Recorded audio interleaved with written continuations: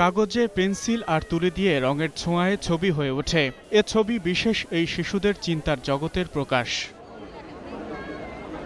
Autism সচেতনতা দিবসে institute of paediatric neuro disorder and autism ইপনার আয়োজনে আর্ট ক্যাম্পে অংশ নেওয়া শিশুরা রং তুলিতে প্রকাশ করে মনের ভাব। আমরা সবাই রাজা, আমাদের এই রাজা রাজত্বে। আমার জায়গা খাস করে দাঁতে পোকা বিলুস করে ওরে বাবা। অটিস্টিক শিশুরা কারো বোঝা নয়, বাবা মায়ের কাছে লজ্জারও নয়। বিশেষজ্ঞদের মতে বিশেষ এই শিশুদের যত্ন নিলে হয়ে উঠতে পারে প্রতিভাবান।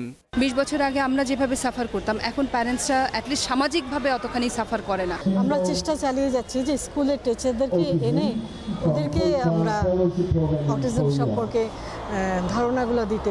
পেডিয়াট্রিক নিউরো ডিসঅর্ডারের বৈশিষ্ট্য শারীরিক বৈকল্য সৃষ্টি করলেও কর্মক্ষমতা অটুট থাকে, তাই যত্ন নেওয়াটা জরুরি। ওকে স্বাধীনতা দেই না, স্বাধীনতা পেয়েও বড় হোক, তখন ওর চিন্তার জগৎটা অনেক বেশি প্রসারিত হবে, বিকশিত হবে। একটি সুন্দর বাংলাদেশ গড়তে চাইলে আমাদেরকে এদেরকে বাদ দিয়ে আমরা কিছুই করতে পারবো না। অটিস্টিক শিশুদের বিষয়ে সচেতনতা বৃদ্ধির আহ্বান আয়োজকদের।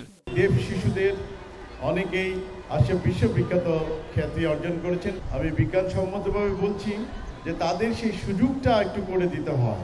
আর্ট ক্যাম্পে সহযোগিতা করেছে Korean international cooperation agency KOICA. Akbar Hossain Sumon, 21 television, Dhaka.